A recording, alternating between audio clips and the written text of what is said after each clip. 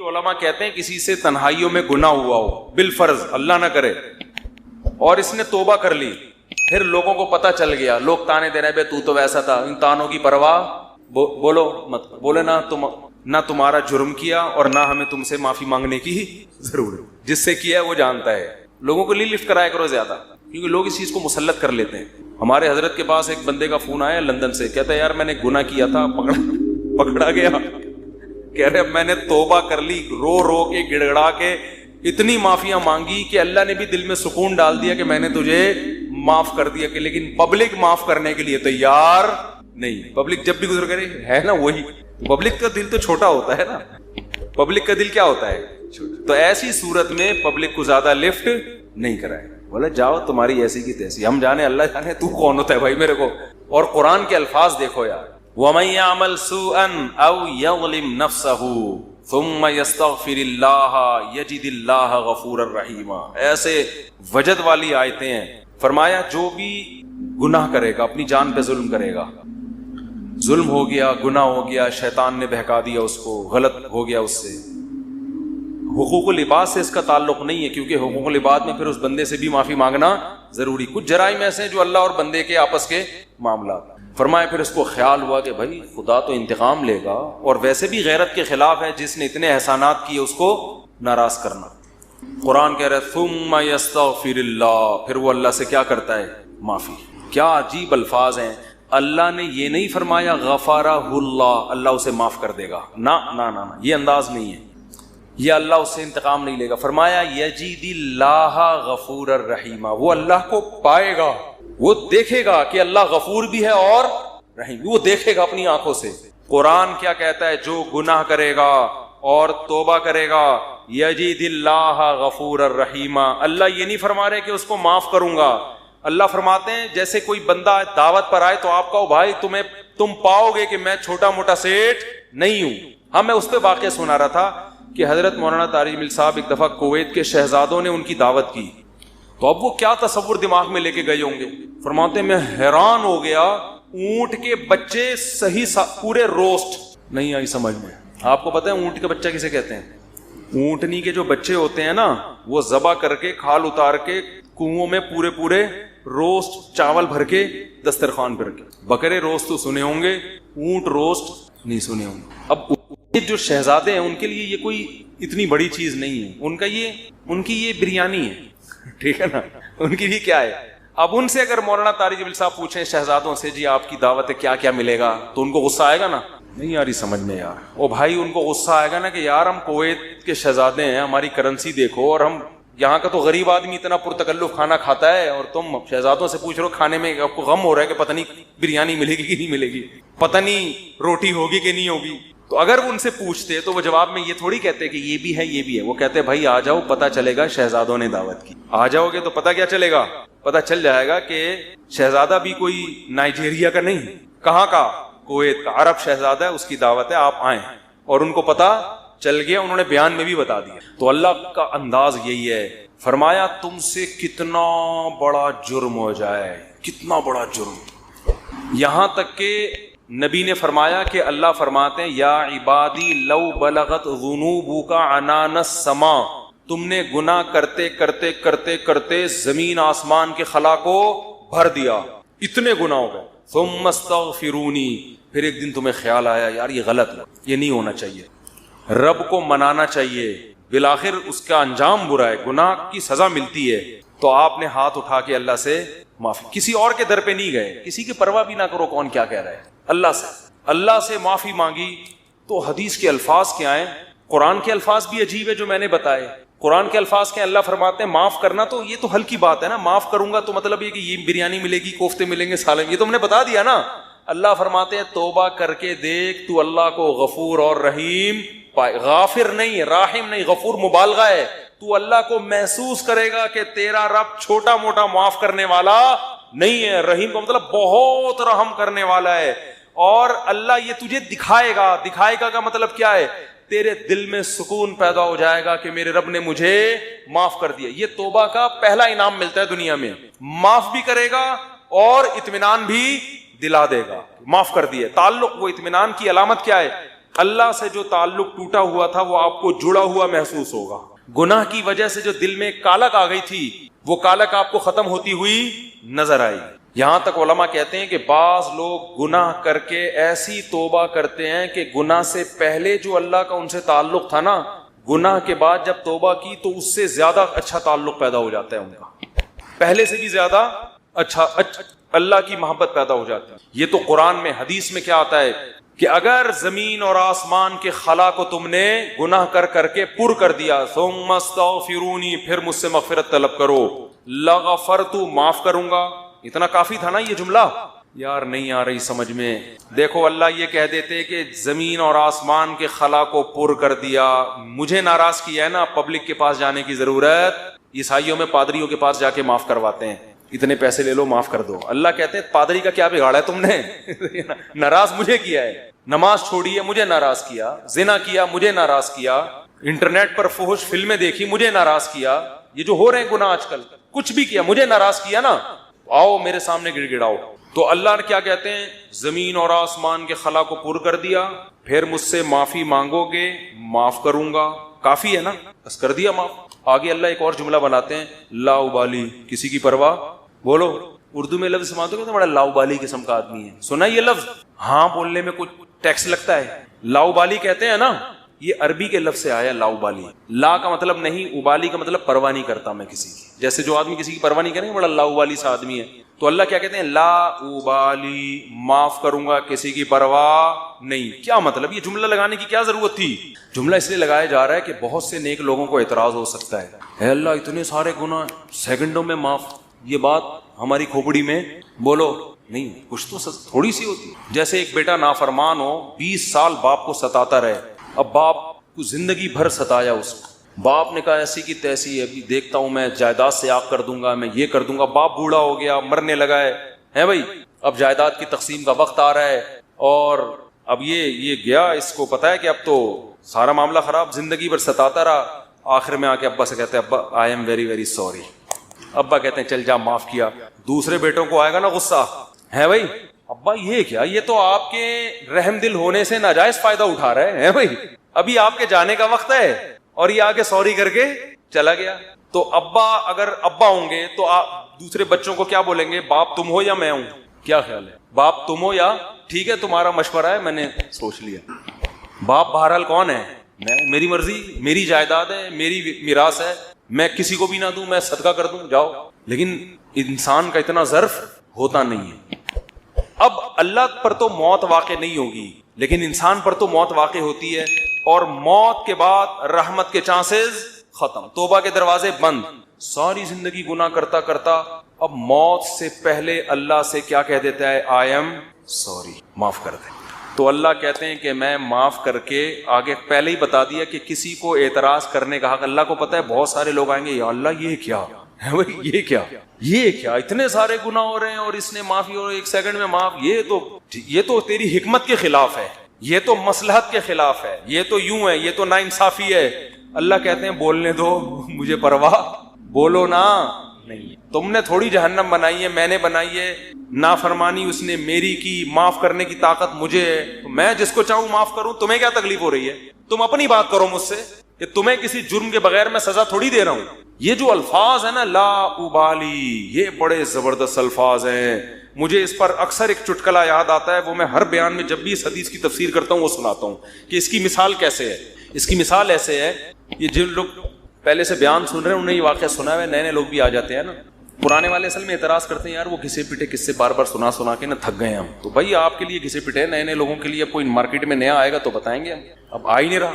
تو وہ ایک اونٹ، ایک بیل اور ایک دمبا، یہ بس واقعہ سنا کے بیان ختم کرتا ہوں، کچھ چند سوالات کے جواب دینے. اونٹ، بیل اور دمبا یہ کہیں جنگل میں سفر کے لیے نکلے، کھانا ختم، ایک گٹھری نظر آئی گھاس کی. اب تینوں میں پھڈا ہو گیا. اونٹ کہہ رہا ہے میں کھاؤں گا، بیل کہہ رہا ہے میں کھاؤں گا، دمبا کہہ رہا ہے میں کھاؤں گا. اونٹ نے کہا دیکھو میں تمہارا بزرگ ہوں، ہم تینوں ایک معیار بنا لیتے ہیں، جو اس معیار پہ پورا اترے گا وہ کھانا وہ کھائے گا. یہ پیشکش کس نے کی؟ اونٹ نے. اس نے کہا میں قبیلے کا بڑا ہوں, دیکھو تو اب میں جو سجیشن دوں گا اس پر عمل کرو. تو ہم تینوں میں سے جو اپنا سب سے پرانا ہونا ثابت کر دے گا کہ جو دنیا میں سب سے پہلے آیا ہے وہ اس گٹھری کا مستحق ہے. اونٹ کا خیال تھا میں ہی ہوں, بزرگ ہے, لوگوں نے کہا چلو جی بزرگوں کا احترام اسلام میں ٹھیک ہے واجب ہے. دمبے نے کہا ٹھیک ہے بھائی میں اپنا ثابت کرتا ہوں میں بہت پرانا. انہوں نے کہا کتنا پرانا؟ انہوں نے کہا دیکھو ابراہیم علیہ السلام نے بچہ ذبح کیا, نہیں ہوا تو دمبا آ گیا. یہ روایت صحیح نہیں ہے لیکن چلو فرض کر لیتے ہیں دمبا آ گیا. اس کا مطلب میں 4000 سال سے ابراہیم علیہ السلام کے دور میں بھی میں تھا. اونٹ چکرا گیا, اس نے بولا یہ تو پہلی گیند پہ ہی آؤٹ ہو رہا ہوں میں. تو بیل نے بولا کہ آدم علیہ السلام جب زمین پہ آئے تھے زمینداری کے لیے ٹریکٹر ایجاد نہیں ہوئے تو کچھ تو اگایا ہوگا نا, تو کھیتی باڑی کس سے کی تھی انہوں نے؟ بیل سے. اس کا مطلب میں کب سے ہوں؟ دمبا تو آؤٹ ہو گیا نا. اونٹ پریشان کہ کمبخت اس سے پہلے تو تاریخ لکھی نہیں گئی ہے, اس سے پہلے تو تاریخ لکھی, اور سجیشن بھی میری تھی. اونٹ ٹینشن میں آیا, اس نے کیا کیا وہ گھاس کی گٹھری اٹھا کے اپنے کوہان پہ رکھی. تو دمبے نے بولا بھائی میں تو بہت پرانا ہوں. اس نے بولا مانتا ہوں, میں نے کب کہا آپ بہت پرانے ہیں, میں آپ کے بعد آیا ہوں. بیل نے کہا میں تو اس سے بھی پرانا ہوں. اس نے کہا میں نے بولا کہ آپ پرانے نہیں ہیں, تو بھائی یہ پھر ہمیں دو. اس نے کہا دم میں تو لے لو. اس نے کہا ہمت ہے تو اٹھا لو. اونٹ کے کوہان سے کون اٹھائے گا؟ چلو دفعہ یہاں سے, تمہاری ایسی کی تیسی. سجیشن بھی خود ہی دی, بولا جس میں دم ہے لے لے بھائی. چلو اس کو کہتے ہیں لاؤ بالی, نہیں آئی بات سمجھ. اللہ ایسا نہیں کرتا کہ وہ اپنی تجویز کے خلاف چلے. یہ تو میں نے صرف ایک واقعہ سمجھانے کے لیے کہ بھائی اللہ کے سامنے کون لڑ سکتا ہے, اللہ کے سامنے کون دلائل دے سکتا ہے کہ اللہ وہ اتنے سارے گناہ کیے تو 2 منٹ میں معاف کر رہا ہے. اللہ کہتے ہیں جس نے دلائل کے امار لگانے ہیں نا پہلے لگا کے رکھے, کتابوں میں لکھے, پورے رسالے لکھ دے. میری نظر میں اس کی کوئی ویلیو نہیں ہے کیونکہ خدا میں ہوں تم نہیں ہو. نافرمانی میری کی ہے, تمہاری تمہیں کیوں تکلیف ہو رہی ہے؟ یغفر لمن یشاء ویعذب من یشاء, جس کو چاہوں گا معاف کروں گا, جس کو چاہوں گا عذاب دوں گا. یہ اللہ نے اپنے ہاتھ میں رکھا ہے تاکہ جب کوئی گناہ کرے تو گڑ گڑائے کس کے سامنے؟ اللہ کے سامنے. ہمیں پتا ہے کہ اللہ کے سوا معاف کرنے والا کوئی بھی نہیں ہے. معافی کا اختیار اللہ کے ہاتھ میں, سزا کا اختیار اللہ کے ہاتھ میں. تو میں اس لیے کرا رہا ہوں کہ مخلوق کو زیادہ لفٹ کرانے کی ضرورت نہیں ہے. لوگ مجھے کہتے ہیں ہم سے گناہ ہو گیا, فلاں نے کہا یوں ہے یوں ہے. میں کہتا ہوں بھائی تو بولے تو کون ہوتا ہے؟ تو میرا باپ ہے, تو میرا ماموں ہے, تو کیوں پوچھ رہا ہے؟ میں جانوں اللہ جانے, تیرا کیا مسئلہ ہے بھائی؟ اور یہ بات سے بات چل پڑی ہے. شادی کے بعد عورتوں میں یہ بہت بڑا مرض ہے, اپنے پرانے قصے, پرانی غلطیاں میاؤں کے سامنے ظاہر کر دیتی ہیں ان کو اعتماد میں لینے کی. جتنے اللہ نہ کرے بعض خواتین کے ساتھ ہمیشہ نہیں ہوتا. ستار بھائی وسیم, ستار کو چھوڑو یار, نیک آدمی ہے, کوئی بھی چکر ان کے چلے ہوتے ہیں تو وہ اپنے شوہر کو اعتماد میں لینے کے لیے کہ میں آپ سے دیکھیے آج میں آپ سے اپنے دل کی کچھ باتیں شیئر کرنا چاہتی ہوں. دل کی کچھ باتیں شیئر کرنا چاہتی. کیا شیئر کرنا چاہتی ہیں جی؟ دیکھیے اب ہم دونوں ایک دوسرے کے شریک حیات ہیں, میں نہیں چاہتی کچھ آپ سے چھپا رہے. آپ سے پہلے میری ایک جگہ اور بھی شادی ہو چکی ہے, چھپ کے ہوا تھا نکاح, یہ ہو رہا ہے, پھر وہاں بھی ہوئی تھی, یہ بھی ہوا, پھر اس سے چکر چلا, لیکن میں نے توبہ کر لی تھی. اور تم اس کو کیوں بتا رہی ہو؟ تم تو چھوڑو, وہ انسان ہے بھائی, وہ اس کے دل میں بدگمانی ایک بال آ گیا, قیامت تک وہ بال نہیں نکلے گا. چھوڑو تمہارا ماضی کیا گزرا, اس کو بولو بھائی میں بہت نیک گھرانے میں پیدا ہوئی ہوں, بہت نیک ہوں, اسی طرح قبول ہو, ٹھیک ہے. نہیں تو میاں تفتیش کر رہے ہوتے ہیں گھس گھس کے, موبائل میں تفتیش کر رہے ہوتے ہیں گھس گھس کے, تو یہ کس نے اجازت دی آپ کو تفتیش کرنے کی بھائی؟ اسی طرح عورت شوہر سے بھی نہ پوچھے پرانے, وہ بھی مکھنچو بیٹھ کے اپنے پرانے قصے سنا رہا ہوتا ہے, اس کو بھی اعتماد کیا ہو جاتا ہے. جو اللہ نے جس گناہ پہ پردہ ڈالا, آپ خود اگر اس کو ظاہر کر رہے ہو تو آپ سے بڑا بے وقوف دنیا میں کوئی بھی نہیں. ایک عورت نے مجھے بتایا کہ میرے شوہر کو مجھ پہ شک ہوا, اس نے ماضی شادی سے پہلے, وہ شادی کے بعد کی بات ہے, شادی سے پہلے کیا ہوتا رہا چھوڑو اس کو, ٹٹولا بالآخر میں نے اگل دیا جی میرا کسی سے غلط تعلق تھا, میں نے توبہ کر لی. کہہ رہے جب بھی پھڈا ہوتا ہے کہتے تم ہو تو وہی نا. میں نے کہا غلطی آپ کی ہے, کیوں بتا رہی ہو بھائی؟ وہ 100 دفعہ بھی پوچھ رہے ہیں آپ کیوں بتا رہے ہو, کیوں بتا رہے ہو آپ اس کو. تو ہمارا تعلق کس سے ہونا چاہیے؟ ہم اللہ کے بندے ہیں, جرم اللہ کا تو توبہ بھی کس سے؟ اللہ کی. اور ایک اور بات سے بات نکلتی ہے, بعض خواتین کے ساتھ کوئی ایسا واقعہ ہو چکا ہوتا ہے کہ وہ کنواری نہیں رہتی, بعض دفعہ کوئی مسئلہ ہوتا ہے ان کے ساتھ, یا بعض دفعہ کوئی برائی ہو چکی ہوتی ہے جس سے وہ توبہ کر چکی ہوتی ہیں, وہ شادی کرتے ہوئے ڈر رہی ہوتی ہیں, تو ڈر رہی ہوتی ہیں کہ شوہر کو پتہ چلے گا, وہ کہے گا یہ تو کنواری نہیں ہے, تو وہ جب میں فون اٹھاتا تھا نا اس طرح کے مشورے بھی کہ ہم کیا شوہر کو بتا دیں, تو یہ حماقت نہیں کرنا بھائی. یہ تو کسی بھی طرح سے زائل ہو سکتا ہے, کسی بیماری سے بھی ہو سکتا ہے پردہ زائل, اور بھی 10 بازوں کے پیدائشی نہیں ہوتا. تو ایسے موقع پہ جھوٹ بولنا بھی جائز ہے. نہیں آ رہی بات. عورت کے لیے جائز ہے کہ وہ شوہر سے بولو نا, جھوٹ بول دے. وہ یہ نہ بتائے کہ میں نے بدکاری کی ہے پھر توبہ کر لی ہے, یہ اتنی تفصیل میں جانے کی ضرورت نہیں. وہ بول دے بھائی یہ پیدائشی نہیں ہے, یہ جھوٹ ہے. لیکن کیوں؟ وجہ اس کی ہے کہ اس کمبخت کو یہ تفتیش کی اجازت نہیں ہے کہ وہ پوچھے آپ سے. جو ماضی کے قصے ہیں وہ کیا ہیں؟ وہ ختم, وہ پرانے ہیں. تو جو ٹوہ میں لگتا ہے نا, ٹوہ میں گھستا ہے ایک دوسرے کی ٹوہ میں, اللہ اس کو کیا کرتے ہیں؟ رسوا کرتے ہیں. تو گناہ ہو جائے کس سے تعلق؟ اللہ سے. ہم عیسائی تھوڑی ہیں کہ پادریوں سے جا کے یا پنڈتوں سے جا کے اپنے گناہ شیئر کر رہے ہوں.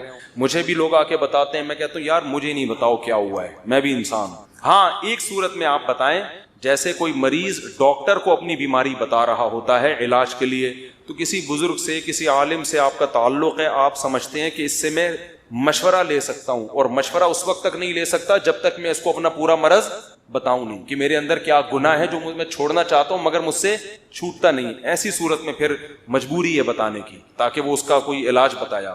تو اس کا خیال کرنا چاہیے. یہ اللہ کا دین کتنا زبردست ہے, اللہ نے ہمیں بتا دیا گناہ سے بچنا کیسے, ہو جائے تو کرنا کیا ہے. ہمارا رب ہے غفور الرحیم, جب توبہ کرو گے اللہ کہتے ہیں میں بتا دوں گا کہ میں لوگ معاف نہیں کرتے مگر میں معاف کر دیا.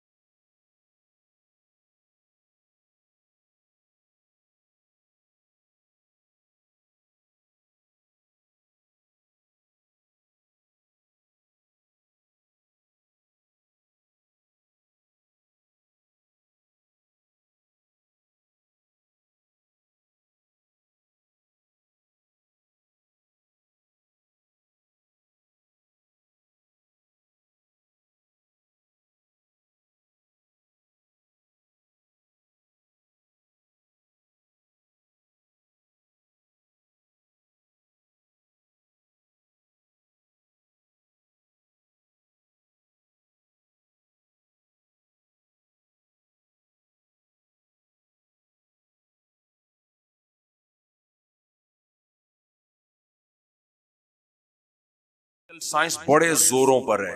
میں تو بہت میڈیکل کلپ دیکھتا ہوں, ڈاکٹروں کے رپورٹیں بڑا اس بارے میں نالج حاصل کی ہوئی ہے. یہ کھانا ضروری ہے, یہ کھانا ضروری, وہ ساری رپورٹیں اپنی جگہ صحیح ہیں. وٹامن سی بہت ضروری ہے جی, وٹامن ڈی بہت ضروری ہے جی, اور آئرن بھی بہت ضروری ہے, اور پوٹاشیم بھی بہت ضروری ہے, اور میگنیشیم بھی بہت ضروری ہے. آپ یوٹیوب پہ سنتے رہو نا, ضروری کے چکر میں آدمی تھوڑے دنوں میں کیا ہو جاتا ہے, پاگل. پھر ڈاکٹر بتاتے ہیں آپ روزانہ لیمن لیں تاکہ وٹامن سی ملے آپ کو, کینو مالٹے کھایا کریں, امرود کھایا کریں, سب سے زیادہ وٹامن سی امرود میں. آپ کے جو ہے نا ورنہ امیون سسٹم کا بیڑا غرق ہو جائے گا, آپ کا سارے پروگرام بڑھ جائیں گے آپ کے اگر وٹامن سی نہیں. پھر یہ کھائیں, پھر یہ کھائیں, پھر یہ کھائیں, پھر یہ کھائیں. کھانا ضروری ہے, ڈاکٹروں کی رپورٹ ہے بھائی. جب ہم صحرا میں جاتے ہیں, گاؤں دیہاتوں میں جاتے ہیں, ان کی جی کتنی عمر ہے؟ 100 سال. تو وٹامن سی تو روزانہ لیتے ہوں گے. کہتے ہیں یہ کیا ہوتا ہے بھائی وٹامن سی؟ بھائی پروٹین والی غذا. کیا ہوتا ہے پروٹین؟ بھائی کھا کیا رہا ہے؟ کہہ رہے ہیں ستو پی رہے ہیں. 80 سال سے ابا کیا کر رہے ہیں؟ ستو پی رہے ہیں. ابے گندم میں تو وٹامن سی نہیں ہوتا یار, جہاں تک مجھے. اس کا وٹامن سی کہاں سے پورا ہو رہا ہے؟ اس کو میگنیشیم پوٹاشیم کہاں سے مل رہا ہے؟ بکری کا دودھ پی رہے ہیں, اس میں اتنا کوئی پروٹین تھوڑی ہوتا ہے, فیٹ زیادہ ہوتا ہے. بکری کا دودھ یا کوئی گائے پہ فیٹ سیٹ ہو گیا. تو وہاں اللہ کی قدرت پہ یقین آتا ہے. یخلق ما یشاء. ڈاکٹروں کی رپورٹوں کو میں غلط نہیں قرار دے رہا, اللہ نے پیسے دیے تو سب کچھ کھایا کرو, لیکن وہاں آ کے انسان کی عقل کیا ہو جاتی ہے؟ عاجز. یخلق ما یشاء. اللہ کہتے ہیں میں اگر مارنا چاہوں گا تو وٹامن سی کی گولیاں روزانہ پھانکا کرو, زنک بھی لیا کرو, یہ بادام بھی کھاؤ, پستے بھی کھاؤ, اور ایک دن رات کو سو گئے تو صبح پولیس بھی تمہیں نہیں اٹھائے. مائیکل جیکسن کے تو سارے وٹامن بالکل کنٹرول میں تھے. مائیکل جیکسن میں وٹامن کی کمی ہو سکتی ہے؟ مجھے ایک بات بتاؤ, بولنا پڑے گا آپ لوگوں کو. مائیکل جیکسن میں کوئی یہ کہہ سکتا ہے وٹامن سی کی کمی تھی؟ بھائی امریکہ میں رہتا ہے, وہ ہماری طرح پینڈو نہیں تھا. اس کے پاس ڈاکٹروں کا 24 گھنٹے ایک پینل موجود تھا. روزہ ہر مہینے اس کے ٹیسٹ ہوتے تھے. آپ کیا سمجھتے ہو اس کا کولیسٹرول لیول بڑھ گیا تھا؟ کیا اس نے سری پائے اور کھجی کے پائے اور پھجے کے پائے اس طرح سے کھائے ہوں گے جیسے ہمارے لاہوری کھاتے ہیں؟ کیا وہ اس طرح سے پراٹھے پھوڑتا ہوگا جیسے میں پھوڑتا ہوں؟ نہ. ان کی ڈائٹ پلان ڈاکٹروں نے اس کو بتایا ہوا تھا. سر آپ نے یہ کھانا ہے, اتنی کیلوریز. ایک صاحب نے مجھے کہا کہ میں امریکہ میں تھا تو ڈاکٹر نے مجھے کہا کہ میرا چیک اپ کیا, اس کے بعد کہ آپ اتنی کیلوریز ڈیلی لیں, اتنی کیلوریز 1100 پتہ نہیں 11,000 کی. کہتے ہیں پھر میں ہر چیز سے ڈبے پہ دیکھتا تھا اس میں کتنی کیلوریز ہیں, تو وہ 1100 یا 11,000 مجھے, میں ڈاکٹر تو ہوں نہیں, تو کہتے ہیں میں اسی میں پاگل ہونا شروع ہو گیا بھائی. پھر انہوں نے کہا وہاں ڈاکٹر جو ہوتے ہیں نا وہ کہتے ہیں بھائی اتنی کیلوریز, اب اتنی برن, واچ سے چیک کرتے رہتے ہیں, اتنی کیلوریز برن ہو گئی ہیں, اتنی ہم نے انٹیک کی ہیں, اتنی ہم نے استعمال کی ہیں.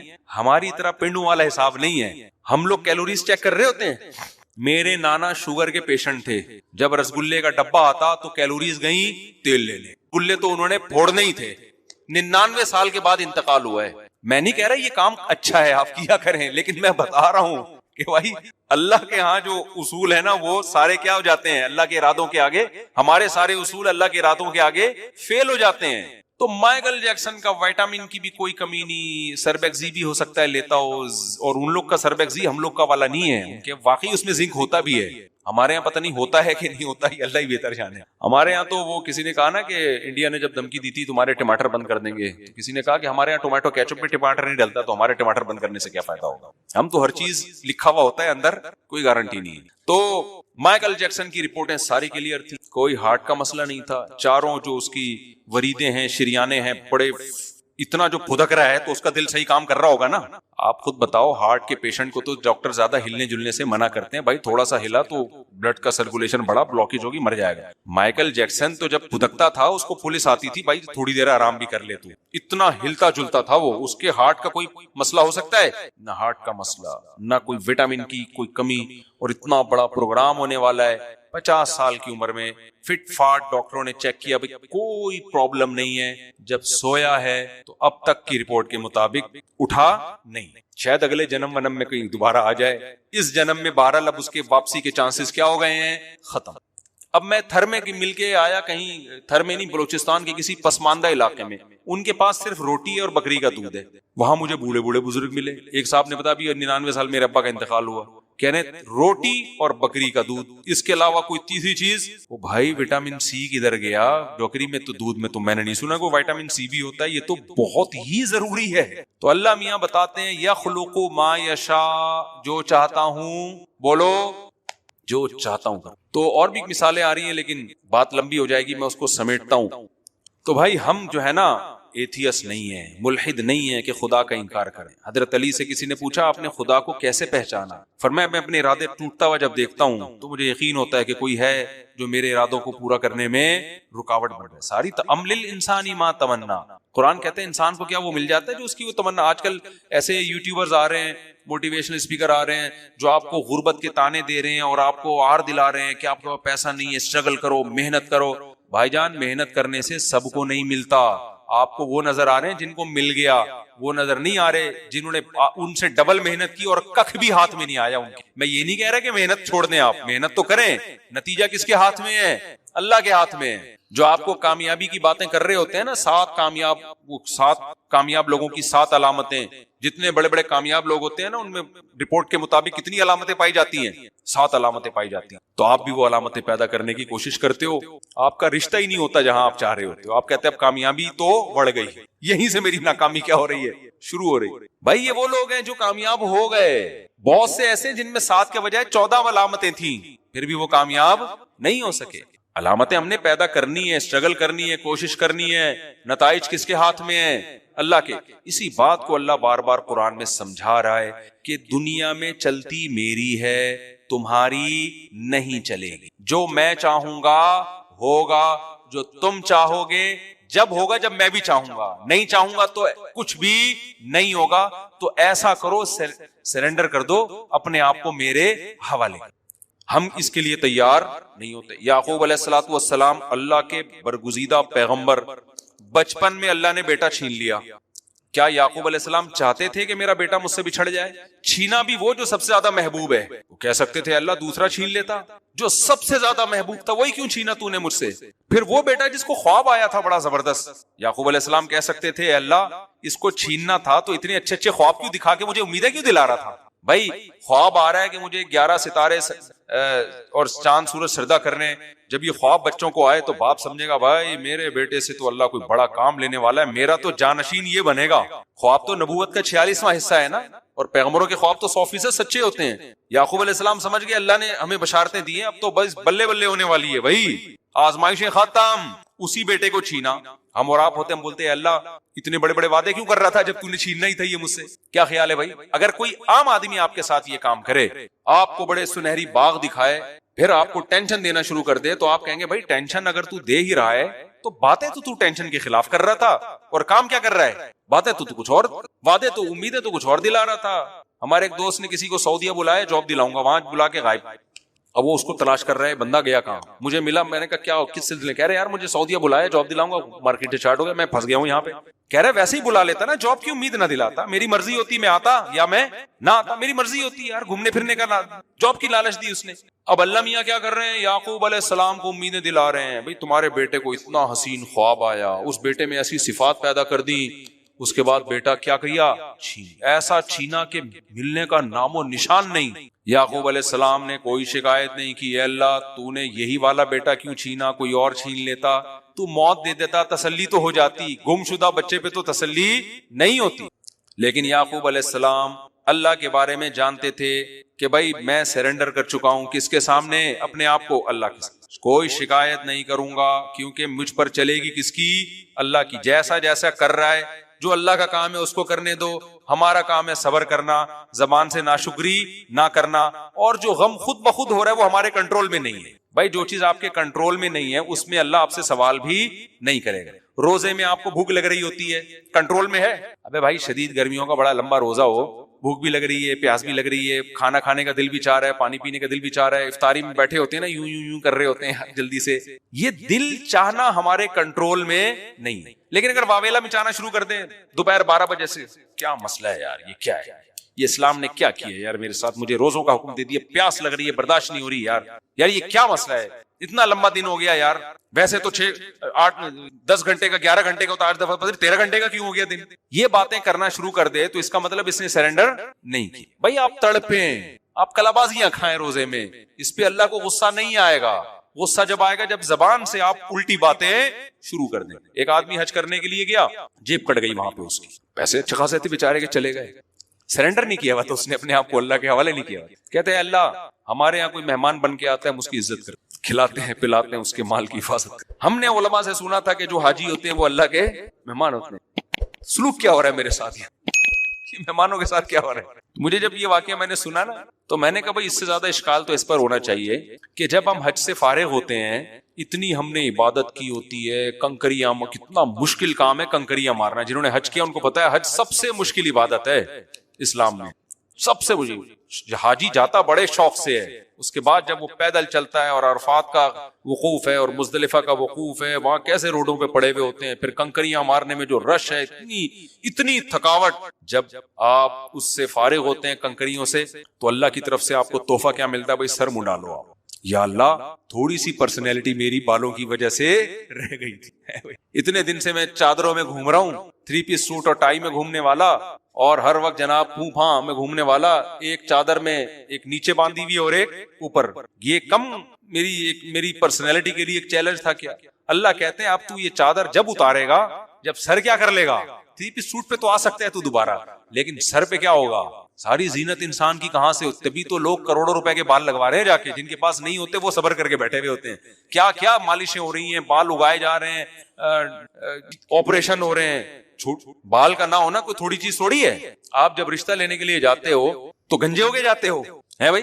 تو لیکن اللہ میاں کیا کرتے ہیں، جب آپ نے حج کیا، اتنا لمبا سفر کیا، اتنے لاکھ خرچ کیے، اس کے بعد اللہ میاں کیا کہتے ہیں، بھائی یہ جو تھوڑی سی پرسنالٹی آپ کی باقی رہ گئی ہے، اس کو بھی کیا کر دو، ختم. اب انسان اگر ہمارے ساتھ یہ سلوک کرے نا، ہمیں شکایت کا حق بنتا ہے. ہم کسی کے گھر مہمان بن کے گئے، اس کی دعوت پہ اپنا خرچہ کیا، اتنا پیسہ دبا کے ہم نے خرچ کیا، مہمان کے اتنی ٹینشن کے بعد اس کے گھر میں پہنچے، وہ ہمیں ٹینڈ کروا کے باہر بھیج دے، ہم بولے گا یار ایسی بے عزتی خدا کی قسم آج سے پہلے میری کبھی بھی نہیں ہوئی. لیکن اللہ میاں کے سامنے ہم نے کیا کیا میرے بھائی؟ سرنڈر کیا ہوا ہے. ہم جاتے ہیں، اللہ میاں سر مڑا کے واپس بھیجتے ہیں، خوشی خوشی آ کے دکھا رہتے ہیں، بھائی دیکھو حج کر کے آیا ہوں. دیکھو میں تو اب پہلے میں نے قصر 2-3 دفعہ، میں 3-4 دفعہ حلق کروا چکا ہوں، اب میں کیا کرتا ہوں، قصر کروا لیتا ہوں. تو میں نے اتنے بڑے بال رکھے ہوئے، میں نے بھی قصر کروایا. ایک آدمی نے کہا اس میں 4 عمریں اور ہو سکتے ہیں. میرے بھائی بڑے بالوں کا یہ فائدہ ہوتا ہے، میں نے کہا اس میں تو 4 عمریں اور ہو سکتے ہیں. تو مجھے کسی نے کہا آپ ٹینڈ کیوں نہیں کراتے؟ بھائی پہلی دفعہ میں حج پہ گیا، ٹینڈ کروایا، عمرہ کیا، ٹینڈ کروائی، 2-3 دفعہ کروا چکا ہوں. اب میں کیا کرتا ہوں، قصر. حالانکہ قصر میں کم ثواب ہے، ٹینڈ میں زیادہ ثواب ہے. تو مجھے کہتے ہیں لوگ اب آپ ٹینڈ کیوں نہیں کرواتے؟ میں کہتا ہوں اب میری 4 بیگمات ہیں، میں دہشت گردی کا جڑ سے خاتمہ نہیں کر سکتا. کچھ بال چھوٹے کر کے دہشت گردی کم تو ہوتی ہے، لیکن میں اب جڑ سے دہشت گردی کا خاتمہ، ہماری حکومت کہتی ہے نا ہم دہشت گردی کو جڑ سے ختم کریں گے. بھائی اگر آپ نے جڑ سے ختم کر دیا تو آپ کے کھانچے بھی تو بہت سارے بند ہو جائیں گے نا. کیا خیال ہے؟ اس لیے حکومت دہشت گردی کو کہتی ہے ہم جڑ سے ختم کریں گے، لیکن کبھی جڑ سے ختم، کیونکہ دہشت گردوں سے ان کے اپنے کھانچے بہت سارے چل رہے ہوتے ہیں، کبھی بھی جڑ سے ختم نہیں کریں گے. تو میں نے کہا بھائی اب مجھے تھوڑی سی دہشت چاہیے، کنٹرولنگ کے لیے تھوڑی سی دہشت چاہیے مجھے، اس لیے میں جڑ سے نہیں خاتمہ کروں گا دہشت گردی. تو جب اللہ نے میرے لیے آپشن رکھا بھائی قصر کر لو، تو میں اس آپشن کا فائدہ اٹھاؤں گا. اچھا میرے بھائی تو میں یہ کہہ رہا تھا، بھائی ہم نے سرنڈر کیا ہوا بھی اللہ کے سامنے، اللہ ٹینڈ کرا کے بھیج دے، ہم ٹینڈ کرا کے آ جاتے ہیں. اللہ کے بال چھوٹے کروا، ہم چھوٹے کروا کے آتے ہیں. تو یعقوب علیہ السلام نے سرنڈر کیا ہوا تھا، تو اللہ میاں نے سب سے محبوب اور چہیتا بیٹا اٹھا لیا. ساری زندگی اس کی یاد میں روتے رہے. وہ رونا اختیار میں نہیں ہے. تو بیٹے کی، اور دینداروں کو زیادہ محبت ہوتی ہے اولادوں سے اور اپنے ریلیٹو سے. مجھے کل کسی نے بتایا، کوئی بہت بڑا لبرل سیکولر آدمی ہے، میں اشارہ نہیں کروں گا تاکہ خام خامی کسی کی غیبت نہ ہو. اس نے بتایا کہ اس کے 2-3 بچے کی دیوار کے نیچے آ کے مر گئے. تو میں وہاں بیٹھا ہوں، کوئی ہو ہی نہیں رہا، بچوں سے ریلیشن ہی نہیں ہے. بچے پیدا ہو رہے ہیں، کبھی ٹائم ہی نہیں دیا گھر میں، گھوم رہے ہیں، پھر رہے ہیں، عیاشی کر رہے ہیں، نائٹ کلبوں میں شرابیں چل رہی ہیں، ادھر بیگم کیا ایک آدھ ہو بھی گئے، چلو ٹھیک ہے رپورٹ ہے، بھائی بچہ بھی ہو جاتا ہے. محبت ہی نہیں ہے آپس میں، نہ بچوں کو باپ سے، نہ باپ کو بچوں سے. جب اللہ سے رشتہ ٹوٹتا ہے نا تو آپس کے رشتے بھی ٹوٹ جاتے ہیں. تو دینداروں کو محبت ہوتی ہے تبھی تو غم بھی ہوتا ہے. لیکن زبان سے وہ کہا جائے گا جس پہ اللہ راضی ہو، زبان سے وہ کہا جائے گا جس پہ اللہ راضی ہوگا. ہمارا ایک چوکیدار تھا، ڈرائیور تھا جامعۃ الرشید کا. میں نے اس سے ویسی گپ شپ لگا رہا تھا، تم پہلے کیا کرتے تھے؟ اس نے کہا پہلے میں ڈیفنس میں کسی بنگلے کا چوکیدار تھا، بڑی اچھی تنخواہ تھی میری، بڑی اچھی جاب تھی. میں نے کہا اتنی بہترین جاب تھی، 12 گھنٹے بیٹھے رہتے تھے، تنخواہ مل جاتی تھی، کھانا پینا فری کا تھا. اب تم ڈرائیونگ کر رہے ہو، کبھی سکھر جا رہے ہو، کبھی کہاں جا رہے ہو، تو اتنی اچھی جاب کیوں چھوڑی؟ اس نے کہا مولوی صاحب میں نے ایک واقعہ دیکھا مفتی صاحب، اس کے بعد میں نے وہ گھر چھوڑ دی. میں نے یہ دیکھا بڑا کروڑ پتی بندہ ہے جو میرا مالک ہے، اس کا بیٹا بھی کروڑ پتی، ایک ہی بیٹا ایک ہی باپ. کہہ رہا اس کا باپ بیمار ہوا، ہاسپٹل میں ایڈمٹ ہوا، اس کا انتقال ہو گیا، ایمبولینس آئی، جنازہ ہوا. میں نے جا کے بیٹے کو اٹھایا کہ تمہارے ابا کی لاش آئی ہوئی ہے. بیٹا نے کہا بھائی عیدی سینٹر میں دے کے دفنا دو، یہ پیسے ہیں، یہ سارا کام کر لو. سو گیا. یہ واقعہ بھی 20-25 سال پرانا کوئی بیان کر رہا تھا وہ. اب تو اور زیادہ ماڈرن اور ٹیکنالوجی اور جو ہے نا نالج ایجوکیشن میں اب الحمدللہ اور زیادہ، اب تو لوگ پہلے سے زیادہ پڑھے لکھے لوگ ہیں. تو اس وجہ جہالت تھی بہت زیادہ، بہت زیادہ کیا تھی ڈیفنس میں؟ جہالت تھی. پرانا دقیانوسی دور کی بات کر رہا ہوں. آج کل تعلیم کا معیار یہ بن گیا ہے، ریلیشن ختم، بس ایک انسان انڈیویجولی اپنی لائف گزارتا ہے. ریاست کے ساتھ اس کا اسٹیٹ کے ساتھ تعلق ہونا چاہیے, ٹیکس ویکس ٹائم پہ دے دیتا ہو, بس یہ سب چیزیں. انسانیت کیا ہوتی جا رہی ہے. میں نے بھی کچھ دن پہلے بھی بیان میں واقعہ سنایا. ہمارے ایک دوست ہیں, دوست کیا استغفر اللہ, میرے سگے ماموں ہیں, وہ غصے ہوں گے بڑے, میں تو وہ دوست بول رہا ہے, وہ منہ سے نکل گیا میرے. تو وہ چند دن پہلے امریکہ سے ان کا فون آیا نا, تو میں نے کہا خیریت سے ہیں, ہمارا تو ریلیشن ہے بھائی, ہم تو مسلمان ہیں یار. تو میں تھوڑے دن بعد ان کو کال اس لیے کرتا ہوں کہ بھائی ماموں ہے بھائی, ٹھیک ہے نا, تعلق تھوڑی توڑ سکتے ہیں. تو بڑی گپ شپ ہو رہی تھی. میں نے کہا آپ امریکہ میں کہاں رہتے ہیں؟ انہوں نے کہا فلاں جگہ رہتا ہوں. میں نے کہا آپ کے اڑوس پڑوس میں گورے رہتے ہیں؟ مجھے ہر قوم کے کلچر کو جاننے کا بڑا شوق ہے. تو انہوں نے کہا کہ میرے پڑوس میں بھی ایک فیملی ہے, یہ ریزیڈینشل ایریا ہے, یہاں فیملی والے لوگ رہتے ہیں. میں نے کہا گوروں کی فیملیاں ماشاءاللہ. میرا ایک ذہن میں آیا کہ بھائی پھپھی ہوگی, خالہ ہوں گی, کزنیں ہوں گی, ان کی بہویں ہوں گی, انگریز کی بہو سوچیں آپ, تو اس کے داماد ہوں گے, فیملی ہوگی نا, پوتے نواسے ہوں گے. تو بھائی ایریا ہی ایسا ہے جہاں فیملی والے لوگ رہتے ہیں, کہ ہوٹل میں تھوڑی رہ رہے ہیں وہ. تو میں نے کہا کہ آپ کے پڑوس میں کون رہتا ہے؟ انہوں نے کہا ایک فیملی رہتی ہے. میں نے کہا فیملی کے بارے میں ذرا رپورٹ پیش کریں گے. انہوں نے کہا کہ وہ ایک خاتون ہے, ایک کتا ہے, بہت بڑی فیملی. یہ میں اپنے الفاظ میں اب یہ کہہ رہا ہوں, مجھے دل میں, میں نے زبان سے کہا نہیں, لیکن وہ دل میں خیال آیا کچھ زیادہ بڑی فیملی نہیں ہو گئی. ایف آر سی میں پتہ نہیں فیملی ریلیشن سرٹیفکیٹ ملتا ہے نا نادرا کی طرف سے, مجھے جو سرٹیفکیٹ ملا ہے 2-3 پیج ہیں اس میں, 2-3 پیج ہیں اس میں, یہ ختم الحمدللہ اللہ کے فضل سے. تو میں نے کہا فیملی نہیں ہے تو ریلیشن کہاں سے ہو گیا؟ تو انہوں نے بتایا کہ ایک خاتون ہے اور ایک کتا نظر آیا, باقی کی رپورٹ ہمیں معلوم, کہ گھر میں گھس کے تو نہیں دیکھیں گے ہم. میں نے کہا لیفٹ سائڈ پہ جو فیملی ہے, انہوں نے کہا وہ ذرا بڑی فیملی. اچھا وہ سیریسلی کہہ رہے تھے, وہ مذاق میں نہیں کہہ رہے تھے. تو انہوں نے کہا ایک میاں بیوی ہیں اور 2 کتے ہیں. مجھے لگا کہ وہ یعنی ہمارے یہاں کوئی ایسی فیملی ہو نا, تو میں تو ان میاں بیوی کو بولوں گا یہ اصل میں کتے ہیں. استغفر اللہ, کہنا نہیں چاہیے کسی کو. حرکتیں کیا ہیں یار, کیا کر رہے ہو اپنی جان کے ساتھ, کیوں ظلم کر رہے ہو؟ تبھی قرآن کیا کہتے ہیں, نسوا اللہ فانساہم انفسہم. جو اللہ کو اپنی زندگی سے نکال دے گا نا, اللہ اس سے اس کے نفع کی چیزوں کو بھلا دے گا. میں اوور آل ان قوموں کو اپنے سے اچھا سمجھتا ہوں. اوور آل جھوٹ کم بولتے ہیں ہم سے, کرپشن ہم سے کم ہے, قوانین کی پابندی ہم سے زیادہ کرتے ہیں, اخلاقیات میں ہم سے کم از کم ظاہری اخلاق ہم سے اچھے ہیں. اس کے باوجود جس چیز نے تباہ کیا ہے, کس نے تباہ کیا؟ اللہ کو اپنی ڈکشنری سے نکال دیا, مذہب کو نکال دیا. جب نکالا تو بھائی مذہب ہی ہے جو انسان کو انسان بناتا ہے, تو وہ انسانیت آہستہ آہستہ ختم ہو گئی انسانیت. تو خیر میں جلدی سے بات کو سمیٹ کے ختم کروں. میں کیا وہ واقعہ بتا رہا تھا, ہاں یعقوب علیہ السلام نے سرنڈر کر دی. تو ان کو کتنی محبت اپنی اولاد سے, ساری زندگی روتے رہے, چھپ چھپ کے روتے رہے. لوگ جب کہتے انما اشکو بثی وحزنی الی اللہ, بھائی میں اللہ سے اپنا غم بیان کرتا ہوں, آپ کے سامنے نہیں, اللہ سے. اس کے بعد دعائیں مانگتے رہے. ہوا کیا, نتیجہ کیا نکلا؟ دوسرا بیٹا بھی ہوئی. ہم اور آپ ہوتے, ہم کہتے ہیں اللہ میں نے اتنے وظیفے پڑھ لیے, ہم تو دعائیں مانگتے ہی نہیں. پہلی بات, ہمیں جب ٹینشن آتی نا تو ہم پتہ کیا کرتے, ہم جاتے روحانی عامل کے پاس کہ یار میرا ایک بچہ غائب ہوا ہے, ذائقے سے نکالو کہاں ہے. وہ ہمیں الو بنا رہا ہوتا.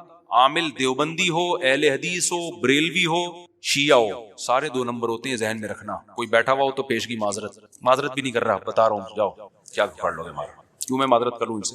تو یہ دھندا ہے, اس میں کبھی نہیں کسی کے متاثر ہوا کرو کہ یہ اتنے بڑے بزرگ ہیں, یہ عملیات کر رہے ہیں. بھائی ہم نے بہت دیکھا, ان تلوں میں تیل نہیں ہے. یہ سب دھندا ہے. جو پیسے لیتا ہے وہ بھی دھندا ہے, جو پیسے نہیں لیتا وہ بھی دھندا ہے. کچھ بھی نہیں ہے ان کے پاس, ان تلوں میں تیل ہے ہی نہیں. کوئی علوم ہے ہی نہیں ہے. تو علوم ہے, علم ہوتا تو بھی مان لیتے, علوم پتہ نہیں کہاں سے آ گئی ہے. ایک کچھ بھی نہیں ہے, یہ صرف نفسیاتی ہے, مسمرزم ہے, نظر کے دھوکے ہیں, اس کے علاوہ کچھ بھی نہیں ہے. ایک صاحب کل میرے پاس ہے, کہہ رہے مجھ میں جنات کی ایک جماعت تھی, ابھی صرف ایک جن رہ گیا ہے, جماعت تو ختم ہو گئی, آپ ذرا اس کا علاج کریں. میں نے کہا میرے پاس تو بہترین علاج ہے اس کا.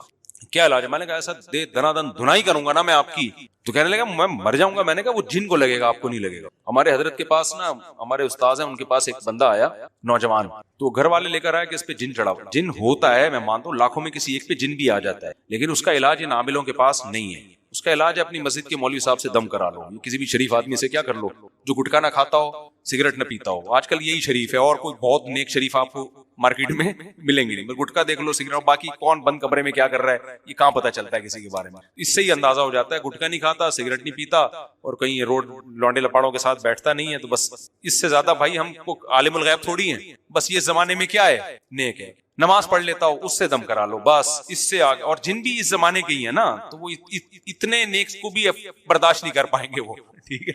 پرانے زمانے کے جن بھی بڑے تگڑے ہوتے تھے نا, وہ تھوڑا نیک نہیں چاہیے تھا ان کے علاج کے لیے, زیادہ نیک بندہ چاہیے ہوتا ہے. آج کل تو جنات بھی اسی حساب سے جا رہے ہیں, تو زمانے کے حساب سے ہر چیز اسی حساب سے ہو جاتی ہے. تو وہ کیا ہوا, اس جن کو وہ نوجوان آیا, 99% تو ڈرامے بازی ہوتی ہے, نفسیاتی مسائل ہوتے ہیں. تو نوجوان کو ہمارے استاذ نے پکڑا, اس کو بولا کہ بھائی وہ کہہ رہا تھا جن آیا ہوا ہے نا, ادھر ادھر سے عربی بھی پڑھتا تھا.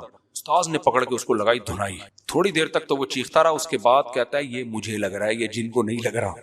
ہمارے استاذ نے کہا نہیں تو جھوٹ بول رہا ہے, تو جن ہے تجھے ہی لگ. شروع میں تو ڈرامہ کیا اس نے, اصل میں اس کو کسی لڑکی سے ہو گیا تھا عشق. جو رپورٹ آئی نا بعد میں, وہ اپنے اوپر ڈرامہ کر کے جن مسلط کرتا, فضائل اعمال سے کچھ عربی عبارتیں یاد کر لی تاکہ لوگ سمجھے سعودی عرب کا جن آیا ہوا ہے اس کے اوپر, کچھ عربی یاد کر لی, ماں باپ متاثر, اور جب ماں باپ اس لڑکی کے گھر اس کو لے کے جاتے جن اتر جاتا.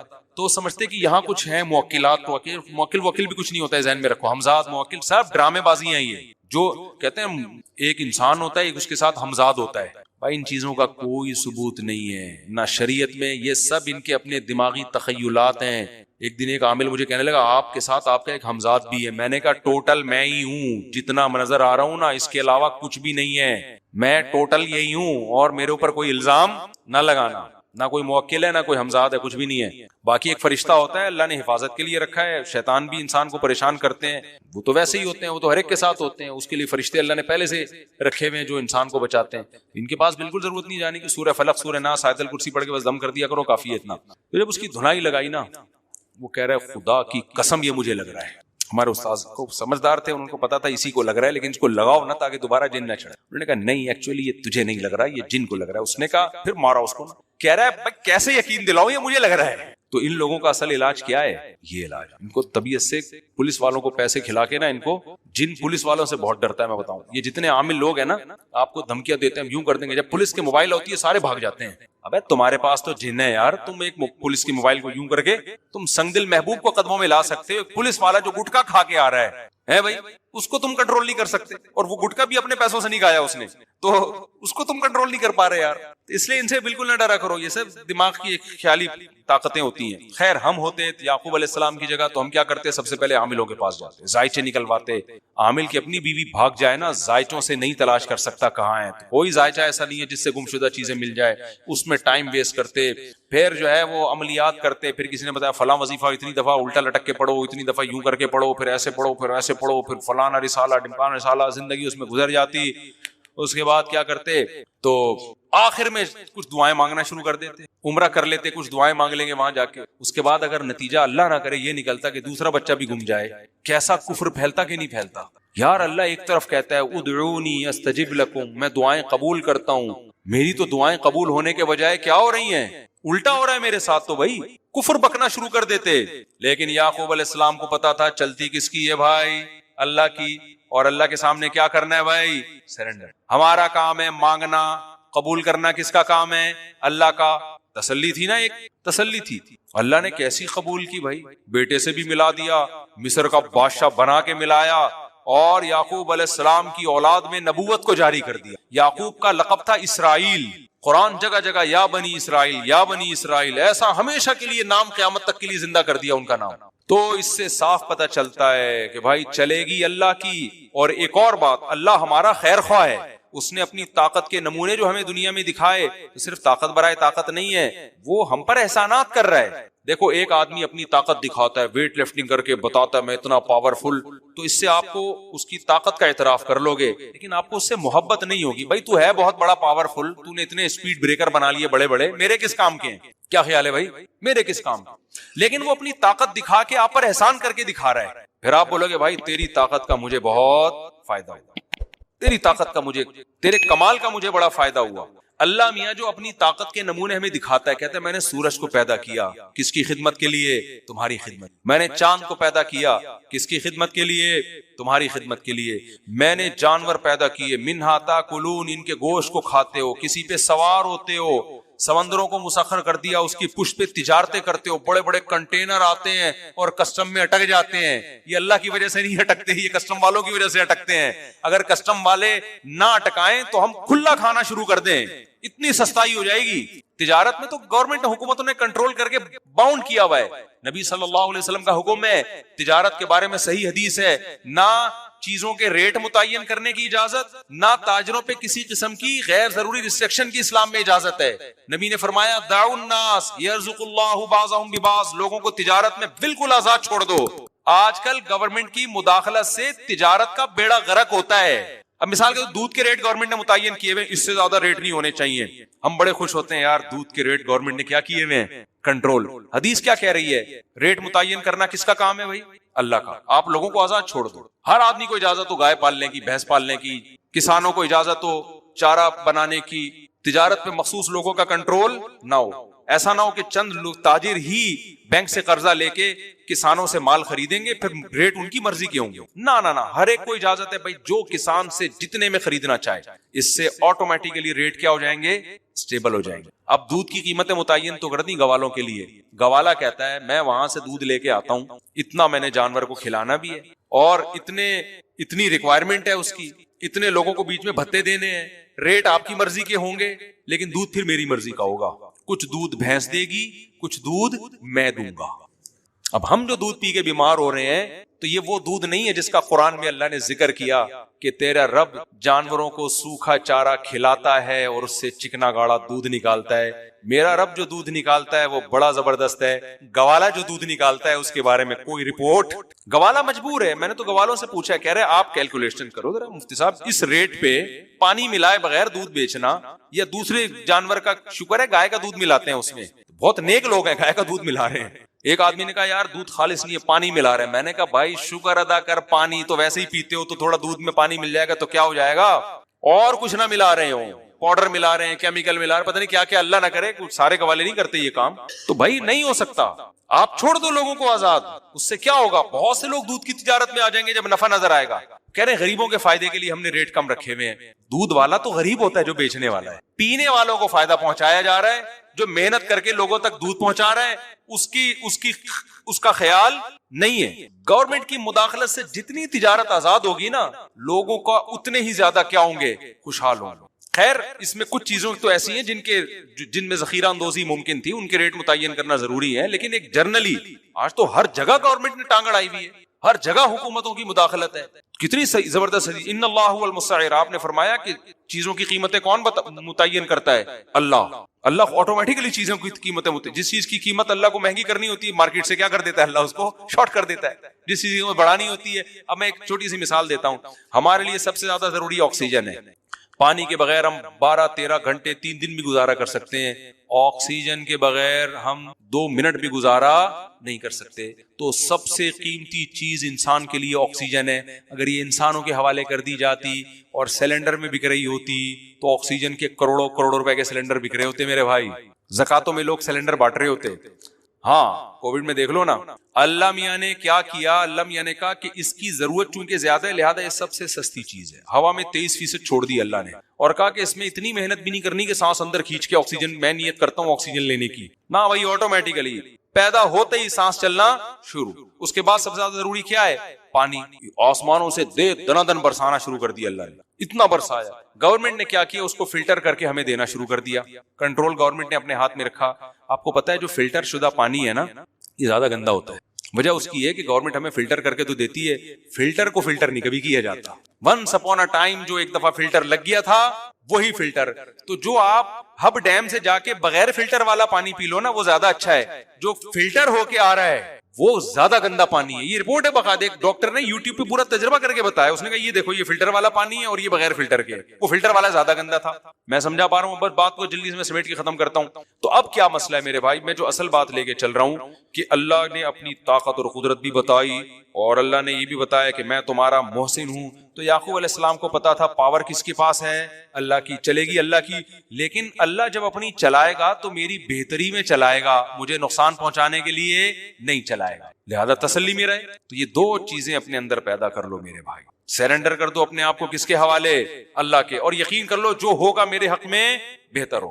اللہ نے کہا نماز پڑھو, تو کیا کرو میرے بھائی, پڑھ لو. اگر تجارت میں نقصان ہوتا نظر آ رہا ہے برداشت کر لو, کیونکہ رزق کس کے ہاتھ میں ہے, اللہ کے. وہ بغیر نماز پڑھے آپ کا رزق آپ سے چھین سکتا ہے, اور نماز پڑھ کے آپ کو رزق دے سکتا ہے.